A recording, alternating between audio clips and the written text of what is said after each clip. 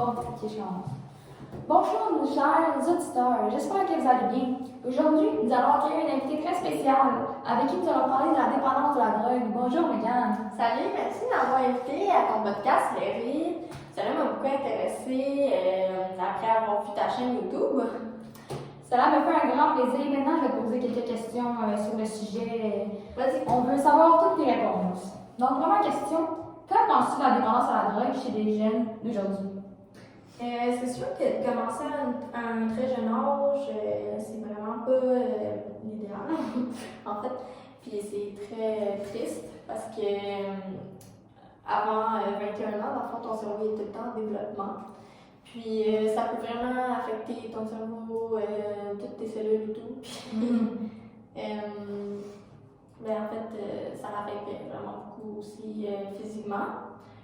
Puis je trouve ça vraiment triste, là, puis dommage.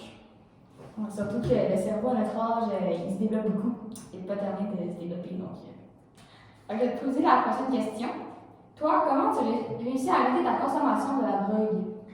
D'après moi, c'est juste une question de volonté. Puis, il faut vraiment que ça vienne de la personne qui est dépendante, dans le fond. Parce que peu importe que ta famille, ou tes amis, ou ton entourage, dans le fond, essaie de te convaincre d'arrêter de fumer ou de consommer, ça va vraiment être un choix qui va venir de toi, puis pas des autres. Puis, c'est ça, moi, ça a pris 5 ans avant d'arrêter de consommer. Puis, c'est à partir de 1 mois que j'ai arrêté de consommer. Puis, c'est vraiment un aspect de volonté. Ah, c'est bien, c'est bien. Fait que la troisième question, c'est quelle situation la plus drôle que tu as vécue en étant sur l'effet de la drogue? Ben c'est sûr que quand tu es sur les effets, c'est tout dépendant de la personne. Moi, quand j'étais sur l'effet, souvent j'étais, on peut dire le terme hype. Ouais. Puis, mais il y a toujours un down, fait que c'est surtout à cause de ça que j'ai arrêté. Mais l'expérience la plus drôle que je dirais, c'est que j'étais avec des amis, puis il était tard le soir, je venais de me faire un hit de bombe. Oui. Puis en fait, après le mauvais moment, j'ai eu un hype. Puis on commençait à marcher dans la rue, puis là je commençais à chanter la chanson des Teletubbies, je sais pas pourquoi.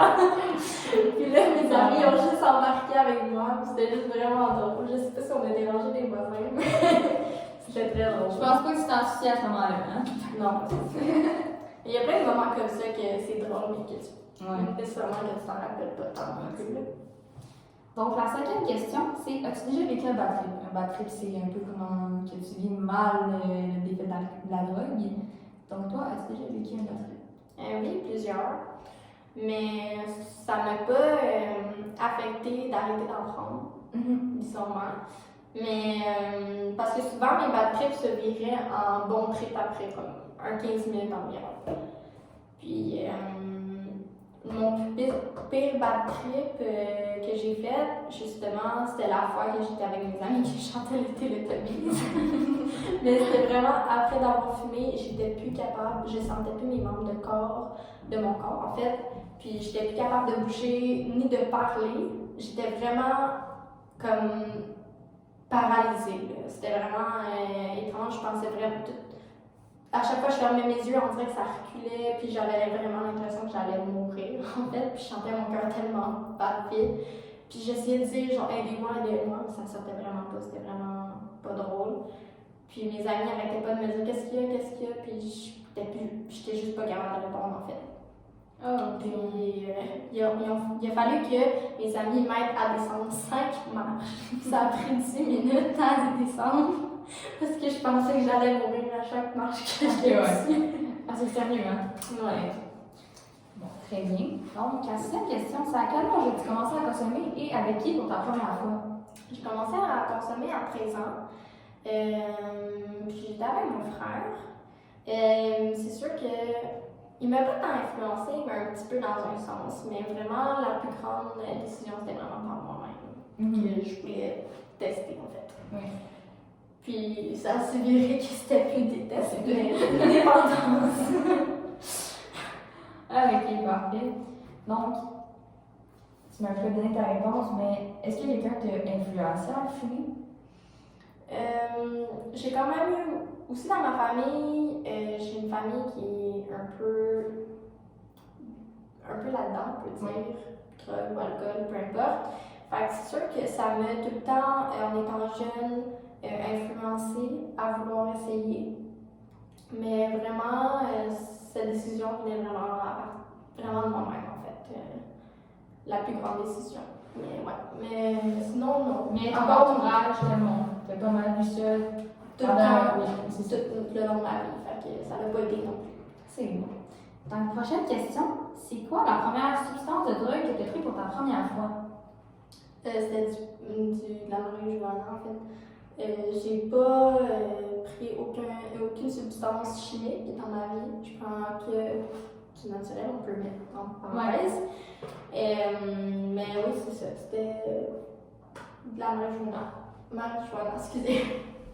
Ben, c'est comme ça. Un joint ou tu mets tes amis à la canette, là, comme. Non. La première fois, c'était un joint. Un joint, ouais. Parfait. Donc, ta prochaine question, c'est combien de types de drogues as-tu consommé en tout depuis que tu as commencé à consommer?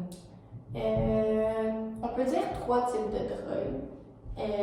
La marijuana, le hash, puis la wax. Ok. Parfait. Et la dernière question, comment est ton cheminement depuis que tu as arrêté tout ça? À vrai dire, ça se passe super bien. C'est sûr que les 2 premières semaines, surtout la première, les premiers jours, c'était vraiment difficile. J'avais des sueurs froides, j'avais de la misère à dormir pendant la nuit. Je pensais vraiment à ça tout le temps. Puis même des fois que ça me remettait en question mon choix, est-ce que je fais bien ou est-ce que, tu sais. Mais je savais au fond de moi que c'était un bon choix d'arrêter de consommer. Ouais, c'est sûr. Mais ça se passe bien. Ça fait un mois que j'ai arrêté. Puis j'ai pas l'intention de retourner là-dedans, vraiment pas. Bon, ben, c'est super ça. Donc, merci Mégane pour toutes tes belles réponses. C'était très intéressant. Merci encore pour ta présence avec nous. En espérant que le sujet aidera beaucoup de jeunes à stopper la consommation de drogue à un jeune âge. Ben, merci à toi. C'est très plaisant. Puis, merci de nous avoir écoutés, en fait. J'espère que vous avez aimé la vidéo. N'hésitez pas à lâcher un gros pouce bleu et abonnez-vous la semaine prochaine. On reçoit Camille Charlebois pour parler des coûts des appartements qui ont augmenté depuis la COVID-19. Bonne journée. Yes, peace!